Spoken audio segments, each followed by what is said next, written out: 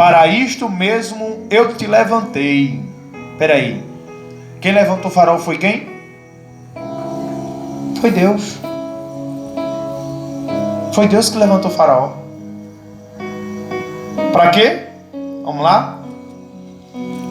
Para em ti mostrar o meu poder e para que o meu nome seja anunciado em toda a terra. Logo, pois,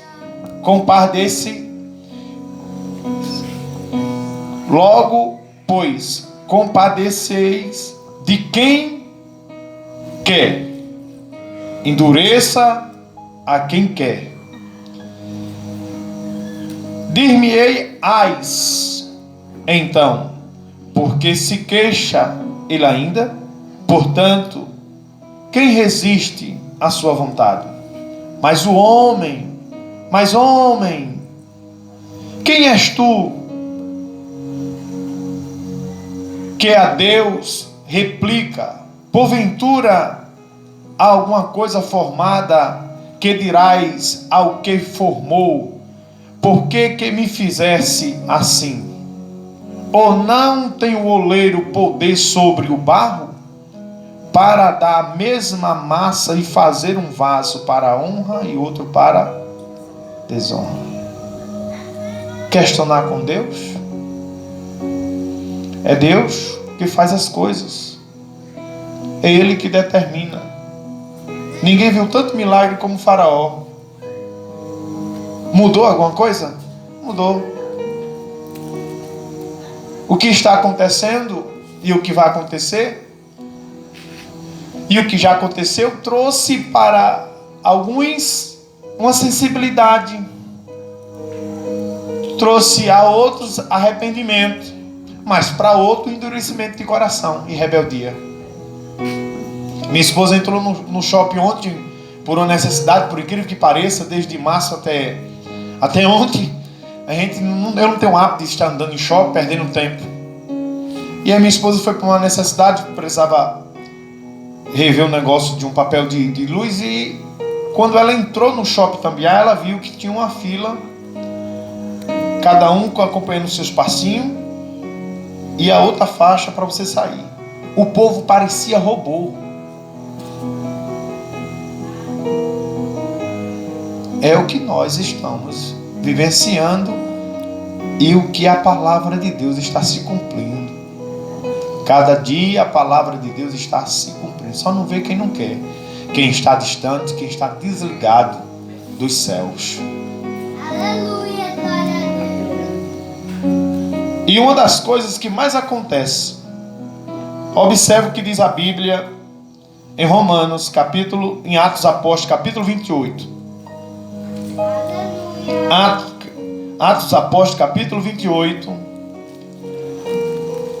versículo 25 diz assim: e como ficaram entre si discórdia, e se despediram dizendo: Paulo, esta palavra bem falou o Espírito Santo aos vossos pais pelos profetas aí, dizendo: vai a este povo e diz: de ouvido ouvirei, e de maneira nenhuma entenderei, e vendo verei, e de maneira nenhuma perceberei, porquanto o coração deste povo está endurecido, e com seus ouvidos ouviram pesadamente, e fechados os olhos, para que nunca com os olhos veja, e nem com os ouvidos ouça, e nem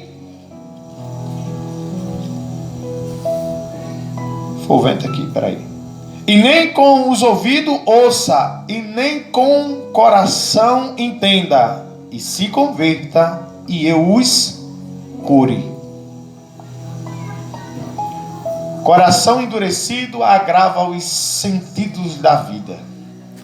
Quando alguém endurece o coração, a primeira coisa que é agravada é o ouvido.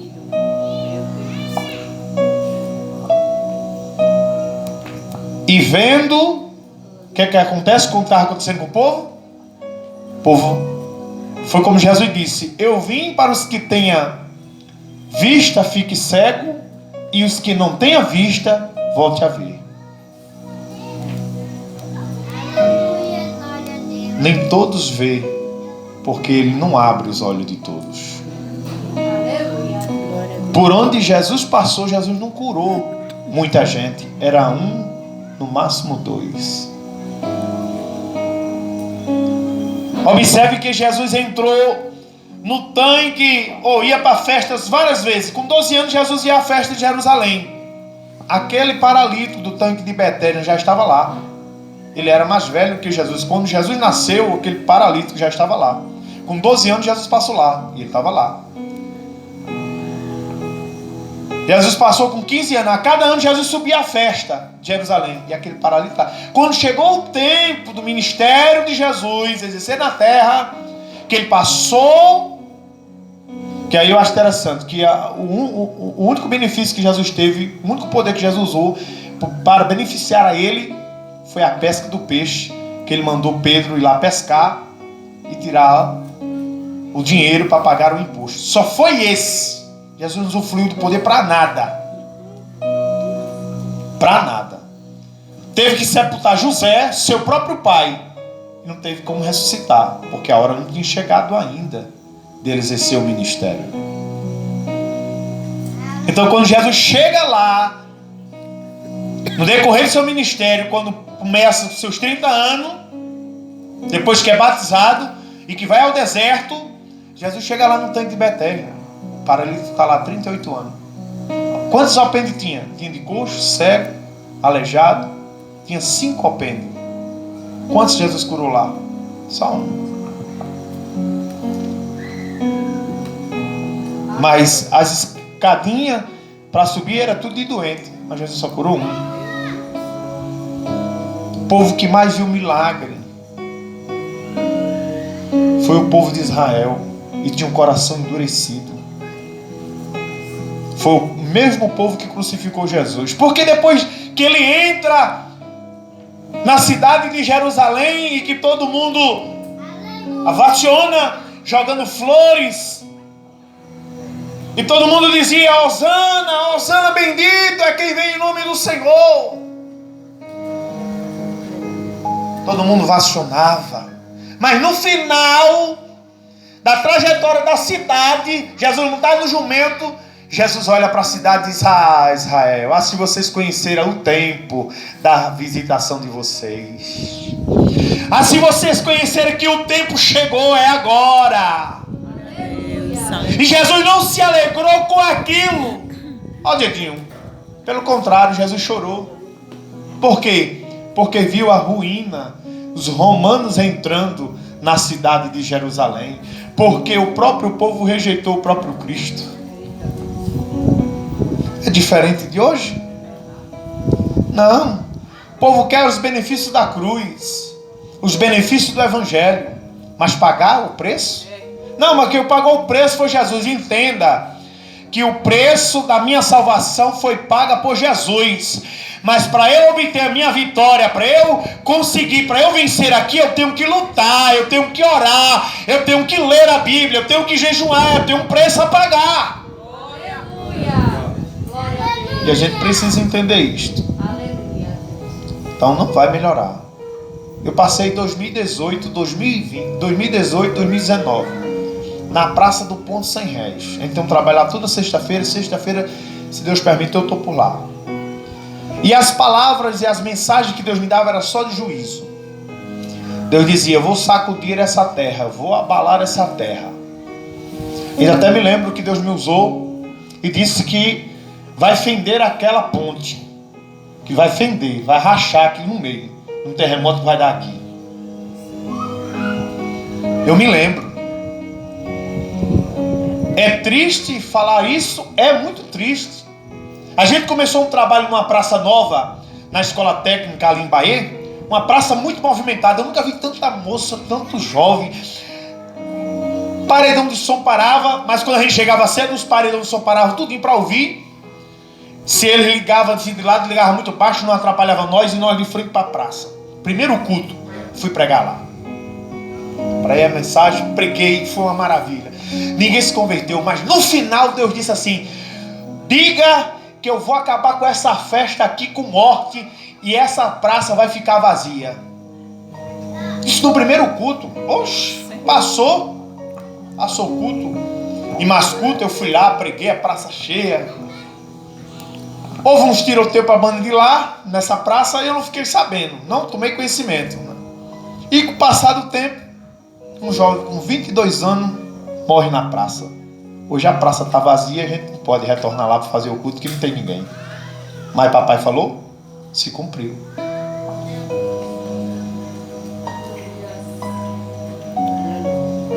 É o mundo que nós estamos vivendo. Abra sua Bíblia, eu não vou tomar muito tempo. Trouxe só as reflexões mediante tudo que nós já ouvimos. Romanos capítulo 8, versículo 5. Outro dia, eu já agradeço a oportunidade de estar aqui, cooperando junto com vocês. Sei que tem pessoas mais capacitadas do que eu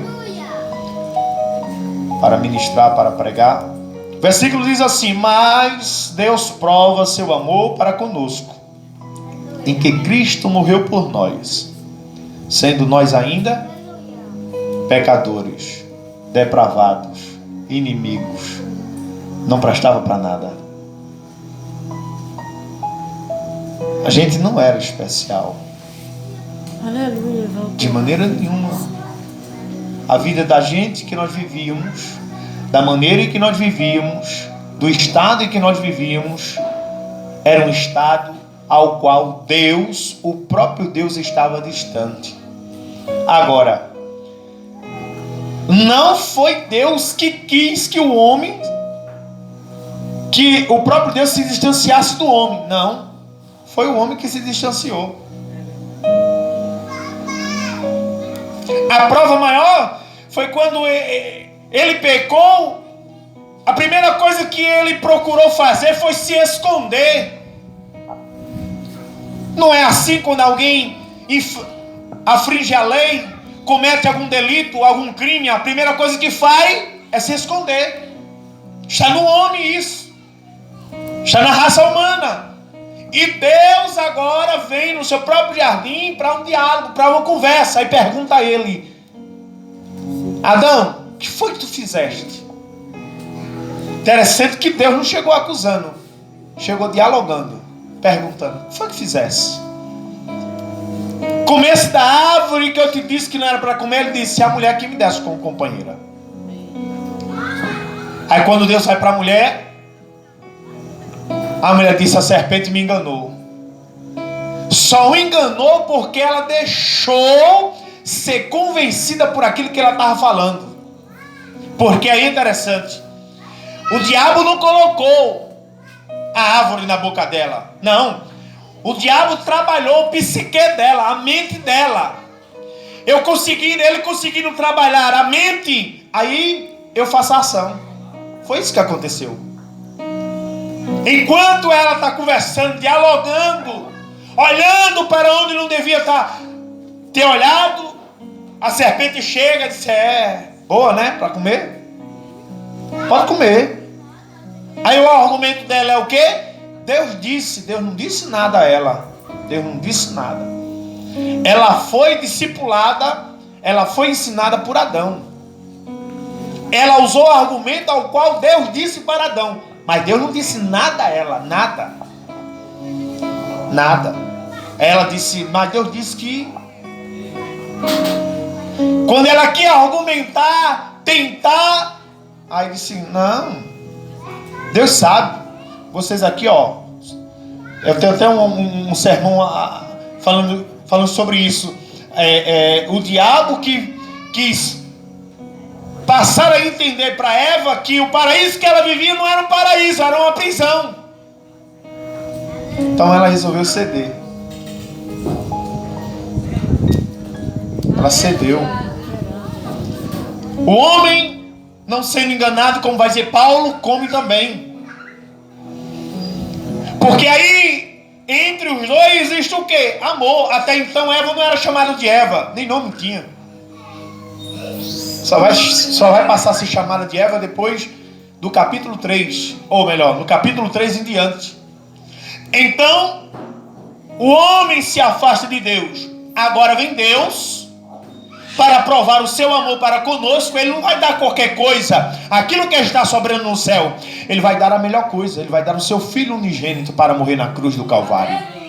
E quando nós, homem ou mulher, querem provar algo para alguém, ou a gente traz um buquê de flor, ou a gente prepara um jantar, ou a gente prepara uma sobremesa, ou a gente prepara um bolo. Não é assim? Quando a gente quer provar o amor que a gente tem pela uma pessoa, mas é muito baixo, mas é muito pouco, tem interesses aí. Mas Deus, Ele provando o seu amor para conosco, Ele deu o seu Filho Jesus para morrer em nosso lugar. E quando nós olhamos na língua grega, há 4 tipos de amor diferentes. Primeiro, o amor eros, que fala do amor físico entre homem e mulher. O amor filéu fala do amor fraternal que deve existir entre amigos. O amor estoge fala do amor entre pais e filho. O amor ágape fala do amor abnegado, sacrificial. Esse é o amor que Deus tem para conosco. Talvez você possa até indagar ou perguntar, mas que amor é esse que a gente está sofrendo no meio dessa pandemia? Deixa eu dizer-te uma coisa, aleluia. Deus, Ele é amor, mas é justiça. Deus, Ele é amor, mas é fogo consumidor. Do mesmo jeito que mamãe diz que ama a filhinha e que ama filhinho, e que quando o filhinho, a filhinha erra, vai lá para o castigo, a mesma coisa é Deus. Deus ama, mas não isenta de nos castigar, de nos disciplinar. A prova maior é que Jesus veio para morrer por um bando de condenado, miserável pecador, que só merecia o inferno. Mas a prova do amor de Deus foi que Ele deu, e Jesus deu a sua vida por mim e por você. Glória a Deus. A prova do amor de Deus é que o amor de Deus por você é eterno, é imutável, é incondicional. Deus amou você a ponto de dar o seu Filho unigênito. Por isso que João, escrevendo no capítulo 3, versículo 16, ele vai dizer: porque Deus amou o mundo de uma tal maneira, de uma tal forma, uma expressividade que não se encontra e não tem como medir, calcular a dimensão deste amor. Aleluia. Que Deus deu o seu Filho unigênito para que todo aquele que nele crê não pereça, mas nele, em Jesus, tem a vida eterna. Oh, aleluia! A ponto de dar o seu Filho unigênito para morrer na cruz em seu lugar. Deus prova o seu amor próprio, amor por você, pelo fato de ter Cristo morrido em seu lugar. Sendo eu o quê? E você, ímpio, fraco, pecadores, inimigo. O amor não consiste no fato de você amar a Deus, mas de Deus ter amado você e enviado o Filho, o seu Filho, como propiciação. Eu vou repetir para você entender isso aqui. Aleluia. Sendo você ímpio, fraco, pecador, inimigo, o amor não consiste no fato de você amar a Deus. Uma das provas é que Deus não está lá no céu. Ah, Zé Carlos não me ama, um bichinho, eu vou chorar porque eu vou entrar em depressão, eu vou ficar deprimido porque fulano não me ama. Não, eu venho dizer para você aqui, em alto e bom som, Deus, Ele é amor. Deus, Ele é o próprio amor. Deus, Ele não me pinga amor de ninguém. Deus, Ele não entra em depressão se você ama ou deixa de amar. Deus continua sendo o próprio amor. Aleluia. Você amando ou deixando de amar, Deus, Ele é amor. Aleluia. Mas Deus, de ter amado você, enviou o seu Filho como propiciação. pelos seus pecados. Deus não poupou seu próprio filho, antes entregou por você. Entregou para se esvaziar, entregou para ser humilhado, entregou para ser cuspido pelos homens e ser pregado numa rude cruz. Não foi a cruz que gerou o amor de Deus, mas foi o amor de Deus que providenciou a cruz.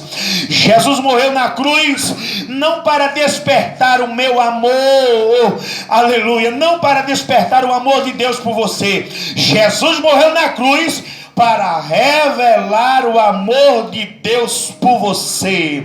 A cruz não é a causa do amor de Deus por você, é o resultado deste amor. A cruz é a prova mais vivida de que Deus se importa com você e está determinado a salvar a sua vida, para que você não vá para o inferno. Ninguém mais interessado aqui neste culto é Deus, está a sua vida, porque sabemos que esta palavra que nós pregamos não é nossa e que ela tem o poder de mudar o teu curso da eternidade, da perdição, para você ir ao paraíso eterno e estar na presença com Deus. A minha maior preocupação quando saio às ruas é com vidas, não é com se você vai obter vitória, porque a maior vitória do crente será quando ele chegar no céu e ele ouvir da boca do Pai dizendo: vinde bendito de aleluia, e entrar e possuir tudo que está preparado, porque enquanto eu estiver aqui, eu vou passar por luta, por vendaval, por intempéries, vai ter lágrima, vai ter morte, vai ter dor, vai ter choro, mas com Jesus eu estou garantido e certo de uma coisa, aleluia, que com Ele eu sou mais do que vencedor. E aí eu acho interessante, porque quando Paulo vai citar este versículo em 8:37, que mais em Cristo sou mais do que vencedor, ele vai dizer: mas quem nos separará do amor de Deus? Quem? Aí ele vai citar: quem separará? A nudez? Paulo passou por nudez. A fome? Paulo passou por fome. Perigo de espada? Leia Atos que você vai entender direitinho. Você chora quando você passa a ler o livro de Atos Apóstolos, o tanto que Paulo sofreu. E aí é interessante, porque quando ele é chamado para sofrer. Aleluia! Quando Deus fala com aquele profeta, deixa eu ver se eu me lembro agora, que fugiu da memória, Ananias, muito obrigado. Quando Deus fala com Ananias: vai à rua direita, lá tem um homem, aqui você deve orar por ele, ele está 3 dias sem comer. E aí Ananias argumenta: mas Senhor, eu tenho ouvido muito a falar acerca dele. Ele disse: mas vai, porque eu vou ensinar a ele o que é padecer pelo meu evangelho. E esse padecer aí é sofrer.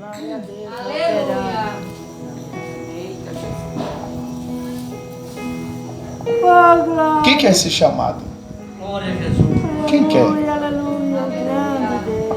Hoje alegra o povo por vitória, e muitas vezes o povo é alimentado por uma palavra falsa, somente naquele momento, e que Deus não está determinando vitória para ninguém. Essa é uma realidade. Quando nós pregamos e vemos o contexto do que é a prova do amor de Deus, que Ele veio, o próprio Filho veio para padecer, para sofrer, e aí Ele vai dizer, veja lá no Sermão da Montanha: bem-aventurados que sofrem, bem-aventurados que choram, porque serão... A gente quer ser consolado sem chorar. Como é que pode? A gente só pode ser consolado por Ele se chorar. Tem que ter lágrima. Aleluia! Oh, glória a Deus! E aí ele vai dizer: olha, exultai e alegrai-vos, porque é grande o vosso galardão quando forem injuriados, perseguidos, e que levantar todos os falsos mentira contra vós. Mas que amor é esse que entra em contradição na mente humana? Por isso mesmo, eu sei o que eu passo. E eu estou aqui de pé. Glória a Deus. Porque é gratificante. Aleluia. Falaram deste amor de Deus para você. E não maquiar o evangelho e passar para você uma coisa que não existe. Se você vir para Jesus, eu te garanto uma coisa: Ele cura as feridas da tua alma, porque foi para isso que Ele morreu na cruz do Calvário. E se Ele quiser, cura a enfermidade do teu corpo.